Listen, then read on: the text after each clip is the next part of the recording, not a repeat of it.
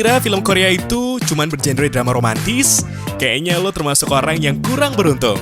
Padahal, di luar genre drama romantis ini, atau yang sering disebut drakor, banyak film keren-keren. Buktinya adalah Parasite yang berhasil membawa pulang 4 piala Oscar.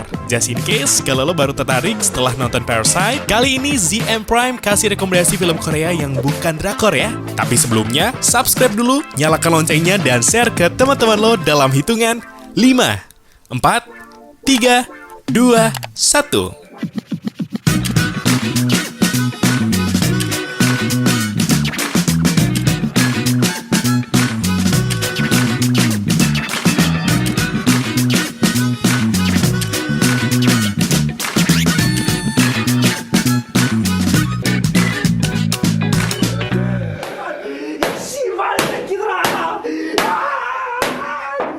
그때 그들이 15년이라고 말해줬다면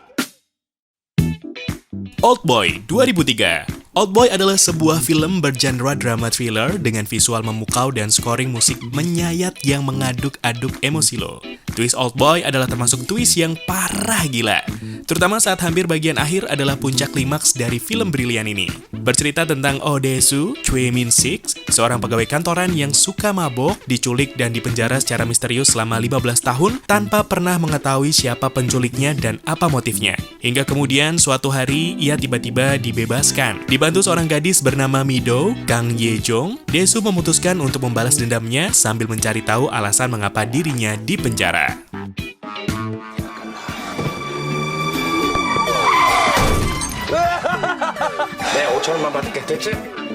A Taxi Driver 2017.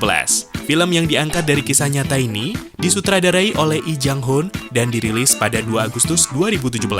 A Taxi Driver menjadi film Korea tercepat menarik 7 juta penonton dalam 11 hari. Film ini menuai banyak penghargaan, di antaranya Buil Film Awards ke-26, Fantasia International Film Festival ke-21, Grand Bell Awards ke-54, Korean Association of Film Critics Awards ke-37, dan masih banyak lagi. Berkisah tentang seorang sopir taksi yang membawa penumpangnya seorang wartawan dari Jerman. Wartawan tersebut sengaja datang ke Korea untuk meliput sebuah peristiwa aksi protes dan jutaan militer bersejarah di Gwangju, Korea. Setelah negosiasi, akhirnya sopir taksi itu pun bersedia untuk mengantarkan wartawan tersebut ke Gwangju dengan bayaran cukup tinggi. Dalam perjalanan menuju Gwangju, keduanya menghadapi banyak rintangan karena situasi di wilayah tersebut sangat keos dan penuh dengan konflik. 전부 여기서 사건 터진 날이랑 일치해요.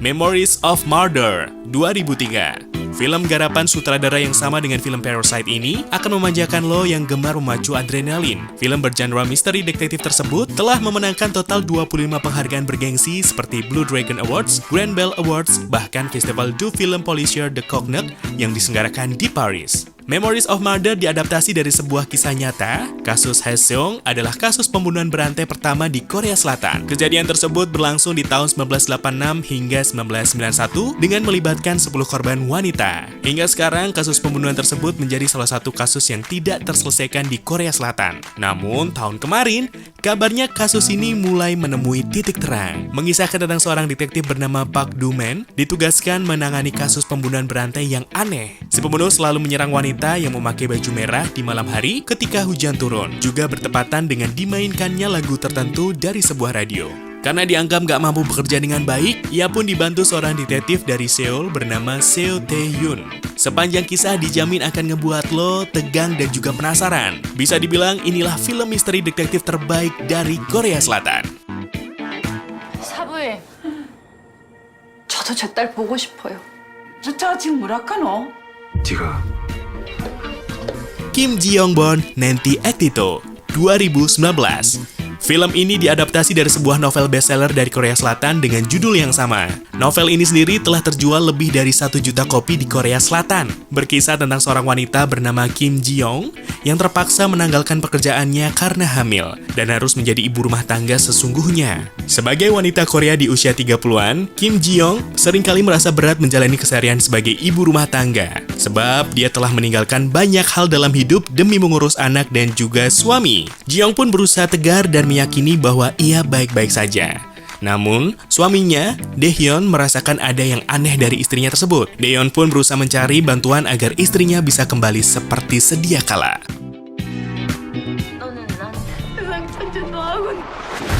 엄마가 직접 찾아 진짜 범인을. Mother, 2009. Film Mother ini juga disutradarai oleh Bong Joon-ho. Jadi nggak salah kalau dia terkenal sebagai sutradara yang memiliki segudang penghargaan lewat film-filmnya.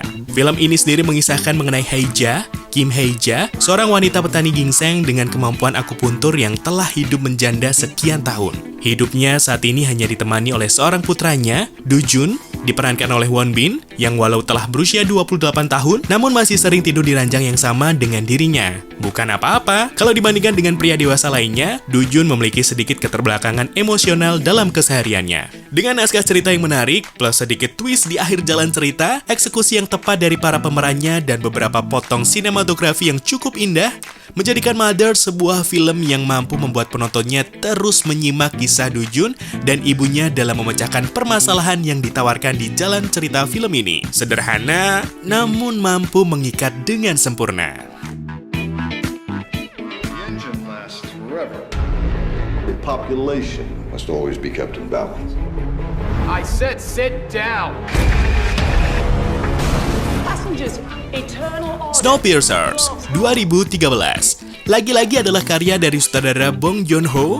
Snowpiercer merupakan sebuah film bergenre fiksi ilmiah yang berkisah tentang kekacauan dunia di masa depan yang diakibatkan oleh gagalnya sebuah eksperimen perubahan iklim. Hal tersebut membuat seluruh kehidupan di planet bumi hancur. Karena suhu dingin yang sangat dahsyat, terciptalah sebuah kereta api bernama Snowpiercer yang mampu bertahan menembus cuaca dingin tersebut. Beberapa orang beruntung berhasil menempati Snowpiercer selama puluhan tahun untuk bertahan hidup. Namun, kekacauan mulai terjadi ketika para penumpang ilegal Snowpiercer protes dan meminta keadilan.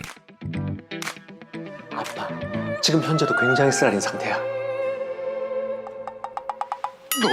소름 돋아.